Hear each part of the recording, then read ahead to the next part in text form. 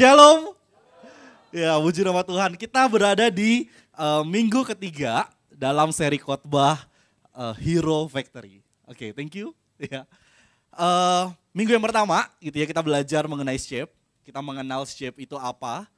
Setiap kita, Anda dan saya punya shape yang berbeda-beda dengan tujuan yang sangat luar biasa, yaitu memuliakan nama Tuhan. Amin. Dan minggu yang kedua kita belajar shape yang pertama, yaitu spiritual gift atau karunia-karunia rohani. Kita mengenal apa saja karunia-karunia rohani yang mungkin kita punya. Kemudian kita juga assessment gitu ya, kita mengikuti assessment, kita uji spiritual gift apa yang saya punya, karunia rohani apa yang saya punya. Kemudian minggu lalu Pastor Jason juga menyampaikan mengenai heart, mengenai hati. Bahwa Tuhan menaruh passion yang berbeda-beda dalam kehidupan kita, sehingga kita tahu bagaimana melayani Tuhan dengan sepenuh hati kita. Amin. Amin. Dan hari ini kita akan belajar sama-sama shape yang ketiga, yaitu ability. Katakan sama-sama ability. Ya, apa itu ability? Gitu ya. Menurut KBBI, bakat gitu ya atau kemampuan adalah dasar, baik itu kepandaian, sifat atau pembawaan yang dibawa atau dimiliki sejak lahir. Jadi ability atau kemampuan atau bakat adalah seperti itu. Dalam penjelasan lain juga dikatakan bakat adalah suatu kemampuan yang dimiliki oleh seseorang di mana kemampuan tersebut sudah melekat dalam dirinya dan dapat digunakan untuk melakukan hal-hal tertentu dengan lebih cepat dan lebih baik jika dibandingkan dengan orang yang lain atau orang pada biasanya. Nah, sekarang saya mau ajak dua orang untuk bermain dengan saya. Saya butuh volunteer. Ada yang bersedia untuk maju ke stage? Dua orang.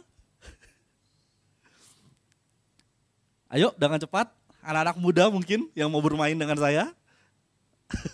Tenang, gak akan dipermalukan kok. Oke, thank you. Oh, dua orang, oke, udah pas. Oke, thank you. Ya, di depan saya sudah ada papan tulis. Boleh maju ke depan. Boleh kenalin dulu namanya siapa? Joshua dan Joshua dan Joel, mereka kakak beradik, saya tahu. Iya, oke. Jadi permainannya gini, jemaat Tuhan menyimak ya.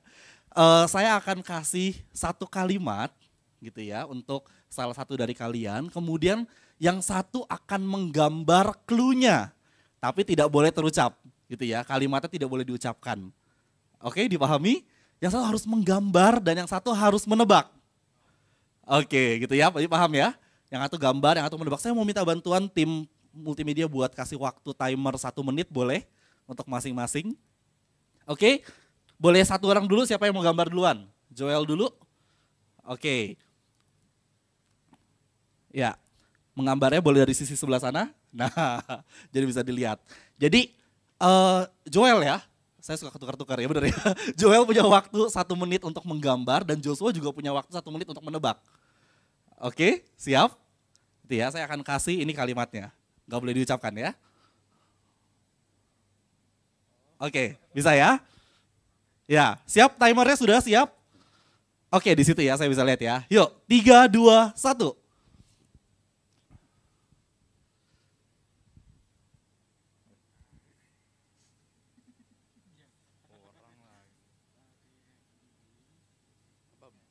orang ini perang. Ayo, tebak lagi.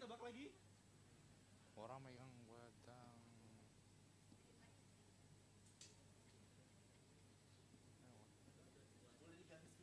Ganti spidol. Spidolnya kering. Ayo, Joshua boleh tebak. Ini apa ini? 30 detik lagi.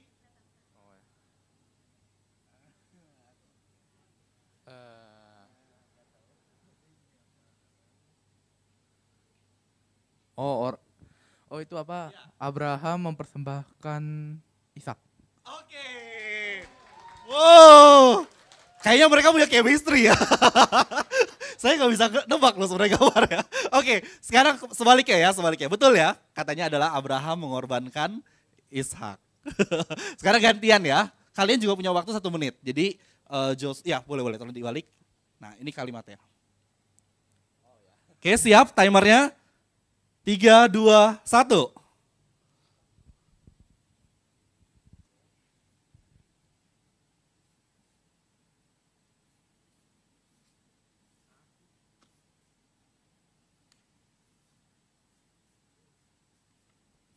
Tuhan Yesus naik ke surga. Tepuk tangan dong sekali buat mereka berdua.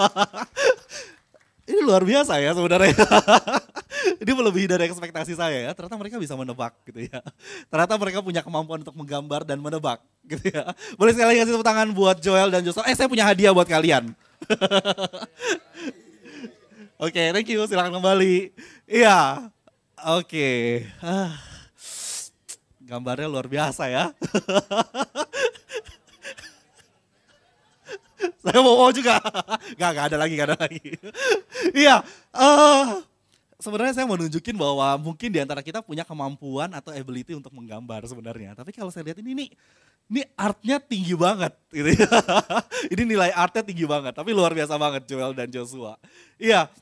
Nah, sebenarnya banyak penelitian yang mengatakan bahwa setiap manusia, setiap kita itu punya ability atau punya bakat atau punya kemampuan sekitar 500 sampai 700.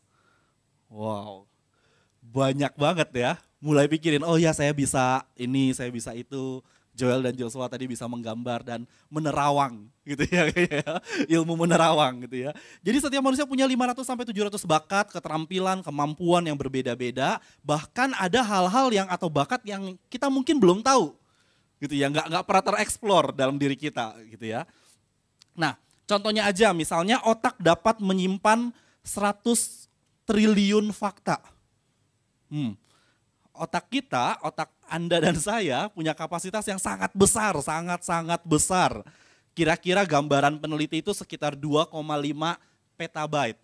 Saya juga nggak tahu hitungannya gimana, pokoknya besar lah intinya gitu ya. Yang pasti, dan dikatakan itu masih bisa diasah atau diperbesar. Jadi masih bisa diperluas kapasitas memori otak kita atau pikiran kita. Mungkin udah mendekati unlimited gitu ya. Itu kemampuan pikiran kita. Nah, kemampuan pikiran kita juga bisa menangani 15.000 keputusan dalam 1 detik. Anda bisa berpikir memutuskan sesuatu, 15.000 keputusan dalam waktu 1 detik. Ini sama seperti sistem pencernaan. Jadi kalau pasangan Anda bilang ketika ditanya mau makan apa, jawabnya masih terserah atau masih bingung, bilang ke dia. Kamu bisa putusin 15.000 keputusan dalam waktu sedetik. Gitu ya. Gak ada alasan buat gak bisa menentukan mau makan apa gitu ya, karena bisa pikiran kita melakukan hal tersebut. Hidung manusia gitu ya, penciuman kita itu bisa mencium membedakan 10.000 bau macam-macam gitu ya, bau yang berbeda. Gak usah disebutkan, gak usah ya, pokoknya bau yang berbeda-beda gitu ya.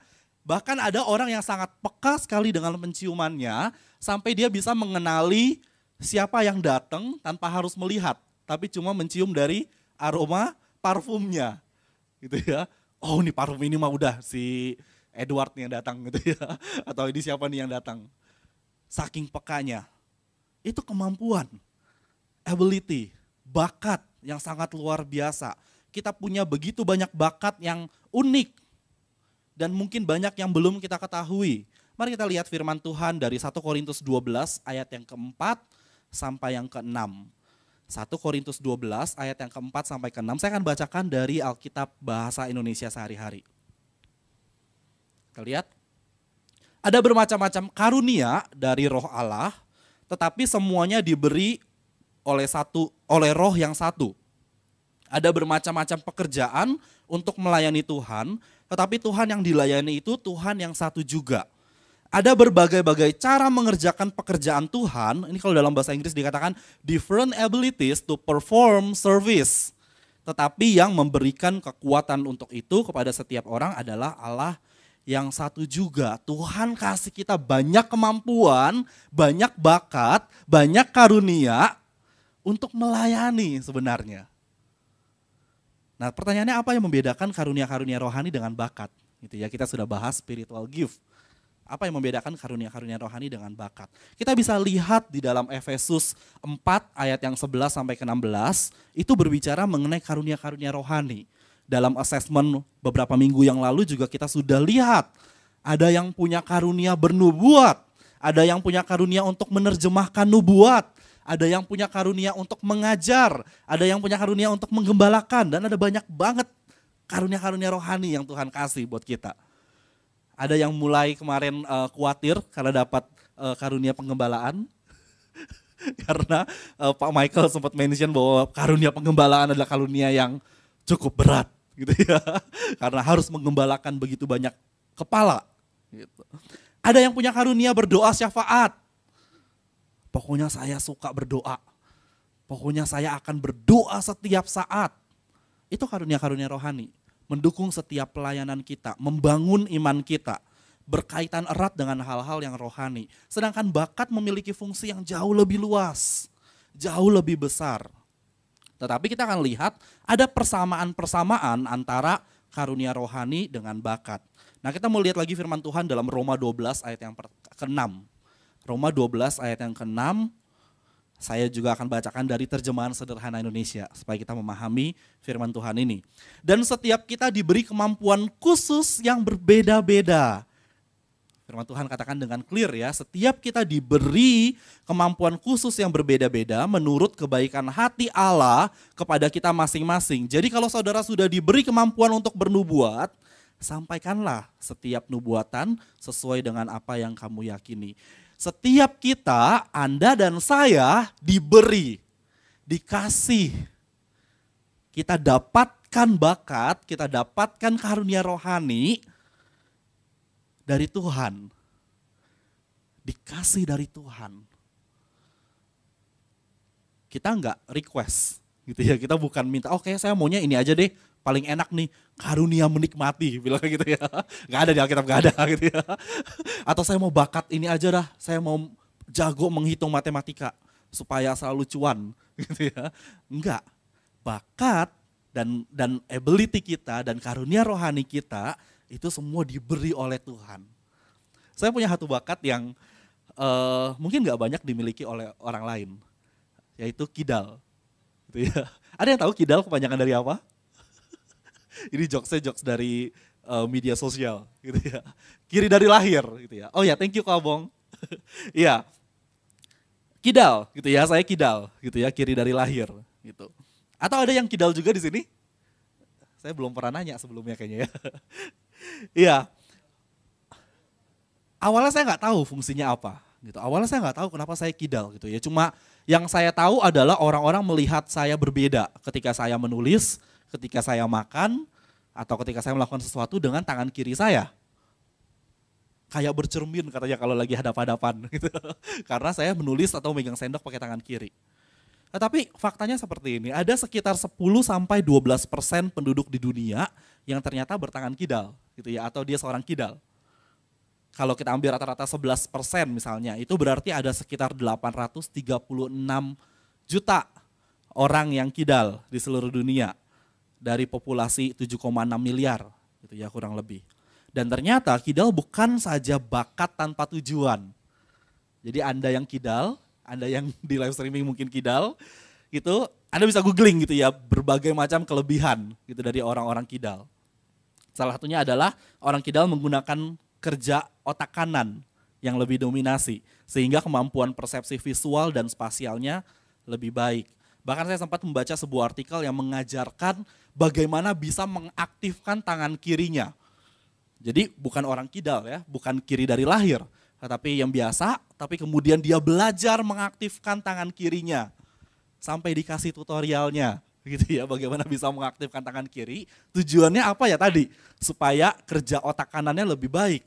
Itu dalam hal persepsi visual dan spasial. Sekarang saya bangga gitu ya, jadi kidal gitu ya. Iya, bakat dan kemampuan yang Tuhan berikan kepada kita memiliki tujuan. Gitu ya, punya tujuan yang sangat mulia dalam kehidupan kita. Seperti halnya karunia-karunia rohani yang Tuhan kasih dalam kehidupan kita, bakat atau kemampuan yang Tuhan kasih juga punya tujuan yang mulia, yang sangat baik dalam kehidupan kita. Mungkin saat saya lagi khotbah ini Anda mulai mikir gitu ya, bakat apa yang saya punya gitu ya. Apa yang saya miliki, mulai dihitung-hitung gitu ya. Ada berapa banyak.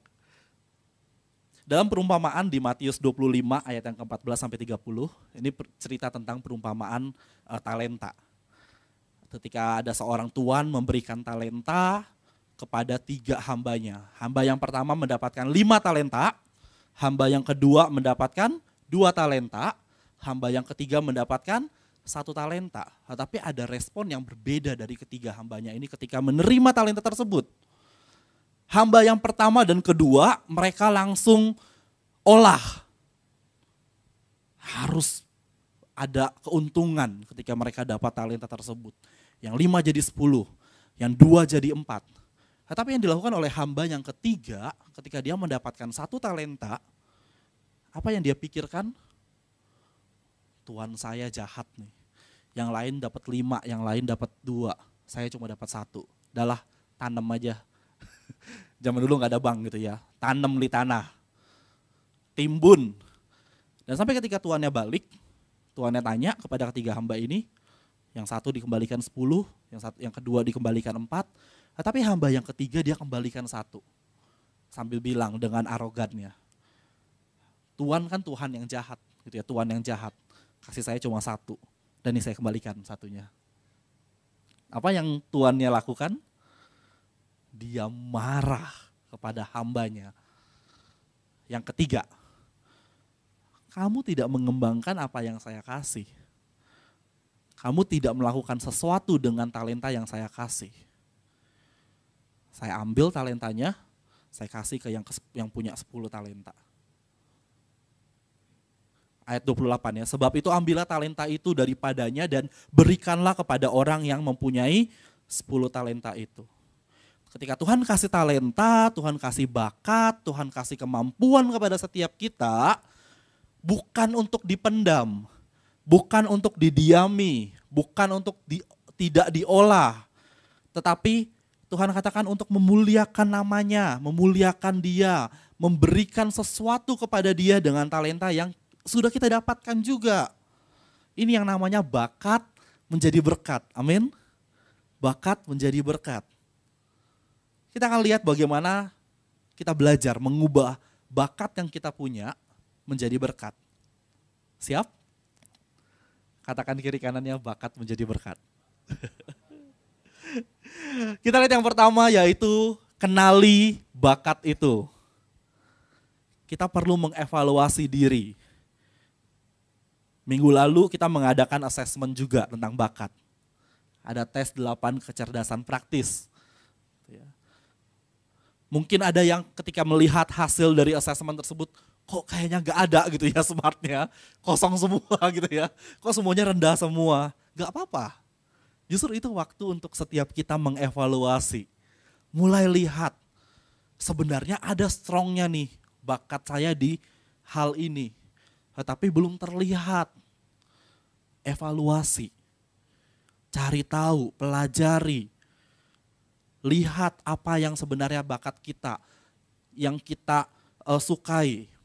Roma 12 ayat 3 katakan seperti ini. Berdasarkan kasih karunia yang dianugerahkan kepadaku, aku berkata kepada setiap orang di antara kamu, janganlah kamu memikirkan hal-hal yang lebih tinggi daripada yang patut kamu pikirkan. Tetapi hendaklah kamu berpikir begitu rupa, sehingga kamu menguasai diri menurut ukuran iman yang dikaruniakan Allah kepada kamu masing-masing.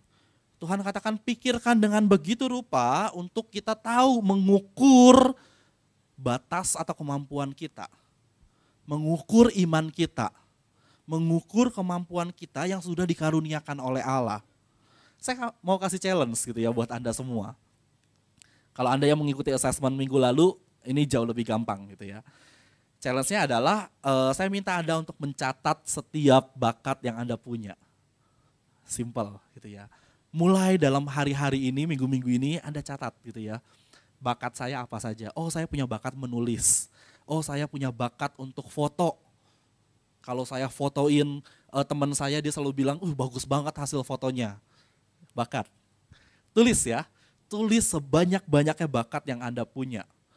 Atau misalnya Anda punya bakat public speaking. Oh ya, tulis. Gitu ya, saya mampu berbicara di depan orang banyak. Atau punya bakat menyanyi. Gitu ya. Ayo tulis gitu ya bakat-bakat Anda, catat semuanya, evaluasi, lihat. Gitu ya. Kalau Anda yang punya bakat menyanyi jangan lupa langsung menghubungi Bapak Martin. Gitu ya untuk bisa bergabung dengan Galilei Worship. Iya. Kenali bakat kita. evaluasi, cari tahu apa bakat kita. Kalau kita nggak kenal, kita nggak bisa mengembangkan. Karena yang kedua, bagaimana mengubah bakat menjadi berkat, yaitu kita mau mendedikasikan bakat kita kepada Tuhan. Amin. Dedikasikan apa yang kita punya kepada Tuhan.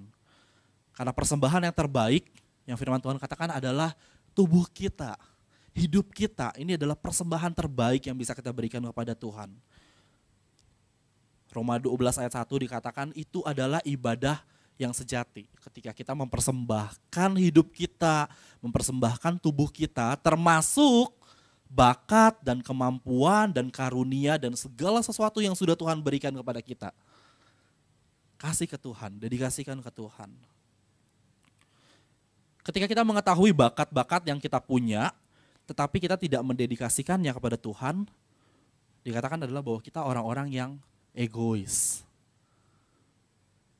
Kita dapat sesuatu yang baik dari Tuhan, kemampuan bernyanyi, tapi kita tidak mengembalikannya kepada Tuhan, kita adalah orang-orang yang paling egois. Jangan dipendam. Tengok lagi kiri kan Anda bilang, jangan dipendam. Jangan cuma nyanyi di kamar mandi gitu ya, tapi nyanyi di atas stage ini juga. Gitu. Yang ketiga, bagaimana mengubah bakat menjadi berkat, yaitu kita mau belajar untuk mengembangkan bakat tersebut semaksimal mungkin. Kembangkan bakat tersebut semaksimal mungkin. Amsal 19 ayat yang ke-8, dalam terjemahan bahasa Indonesia sehari-hari dikatakan, siapa mengejar pengetahuan, mengasihi dirinya, dan siapa mengingat apa yang dipelajarinya, akan bahagia. Bakat dan kemampuan-kemampuan yang kita punya itu perlu dilatih, perlu dikembangkan, perlu ditingkatkan. Saya mau bilang saya sangat kagum dengan teman-teman saya yang ada di production team di gereja ini. Mungkin gak banyak yang tahu dari Anda gitu ya, ketika melihat mereka terlihat sangat profesional sekali. Tapi di balik semua itu mereka belajar, mereka mengembangkan apa yang Tuhan kasih dalam talenta mereka. Saya ingat masa-masanya di mana kita belajar sama-sama gimana caranya menghasilkan live streaming yang baik, gimana caranya menghasilkan produksi yang terbaik, sehingga Anda yang saat ini menyaksikan dari YouTube dan dari Facebook bisa menikmati ibadah juga. Mereka belajar, mereka mengembangkan apa yang Tuhan kasih dalam kehidupan mereka. Boleh kasih tepuk tangan buat tim production, mereka yang berdiri gitu ya. Nanti setelah ini kalau Anda pulang, kasih tos ke mereka, bilang thank you ya. Kasih semangat buat mereka. Kita harus mengembangkan bakat yang kita punya semaksimal mungkin, dengan usaha sekeras mungkin. Makanya sekarang itu banyak sekali yang namanya les, latihan, course gitu ya, pelajaran tambahan gitu ya. Tujuannya apa? Untuk memaksimalkan apa yang kita punya. Memaksimalkan apa yang sudah menjadi bakat kita, yang Tuhan kasih. Mengembangkan. Tujuannya apa sih? Balik lagi yang kedua tadi. Dedikasikan semuanya untuk kemuliaan nama Tuhan. Memuliakan nama Tuhan. Dan kita lihat yang terakhir. Bagaimana mengubah bakat menjadi berkat. Yaitu gunakan bakat itu dalam hidupmu dan juga bagi orang lain. Bukan sekedar untuk diri kita saja. Ternyata bakat itu ada. Tetapi bakat yang kita punya, kemampuan yang kita punya, abilities yang kita punya, tujuannya juga untuk orang lain. 1 Petrus 4 ayat yang ke-10, Allah telah memberikan bakat-bakat khusus kepada saudara masing-masing. Pergunakanlah bakat-bakat itu untuk saling menolong dan salurkanlah berkat Allah yang bermacam-macam itu kepada orang lain. Tuhan kasih kita bakat-bakat khusus untuk menolong orang lain, untuk disalurkan sebagai berkat kepada orang lain. Mengubah bakat menjadi berkat artinya menggunakan bakat tersebut untuk memberkati diri kita, tetapi juga untuk memberkati orang lain. Kalau bakat kita tidak kita gunakan, bahkan untuk diri kita sendiri kita tidak menggunakannya, kita sama seperti hamba yang ketiga ketika menerima talenta. Dipendam aja, didiamkan saja, tidak digunakan, tidak dimaksimalkan.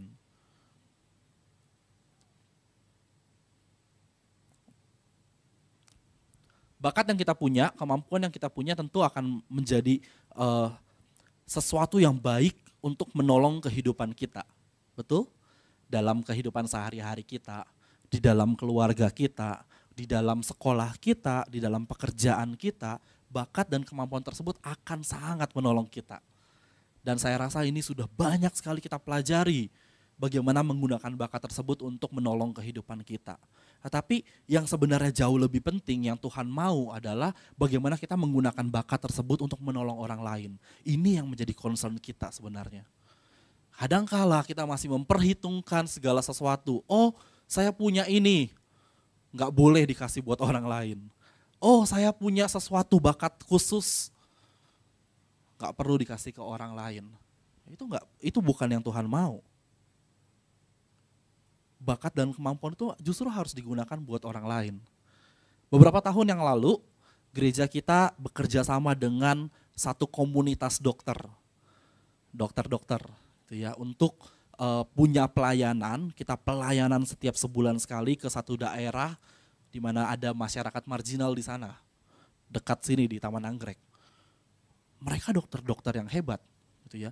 Mereka mungkin punya kesibukan untuk mengurus diri mereka sendiri, mengurus keluarga mereka sendiri, atau mengurus apapun yang harus mereka urus gitu ya.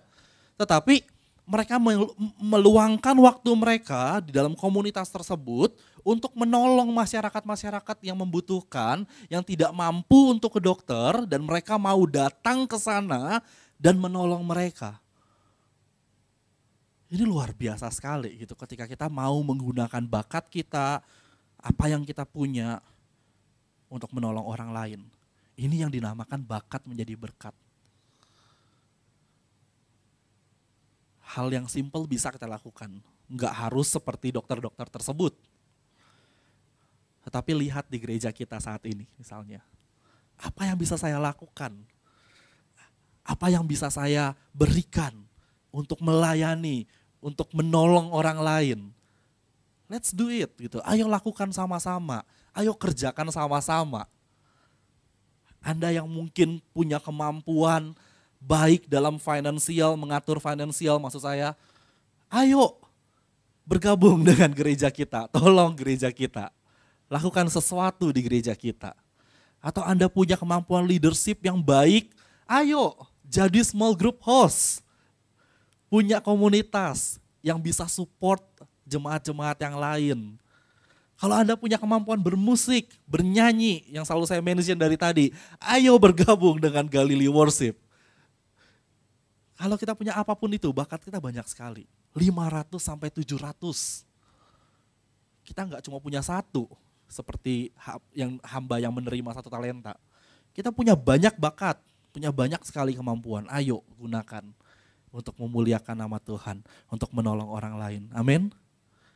Amin. Ingat challenge yang saya tadi kasih? Ayo catat bakat kita. Kalau mungkin selama ini kita nggak sadar gitu ya. Oh ya ternyata saya punya kemampuan menulis ya. Gitu ya. Oh ternyata saya punya kemampuan bernyanyi ya. Selama ini saya cuma nyanyi di kamar mandi ya. Atau selama ini saya cuma main musik buat sendiri aja ya. Ayo catat gitu. Mulai lihat. Oh ternyata ini bakat saya. Oh ternyata ini kemampuan saya. Dan gunakan itu untuk menjadi berkat. Amin.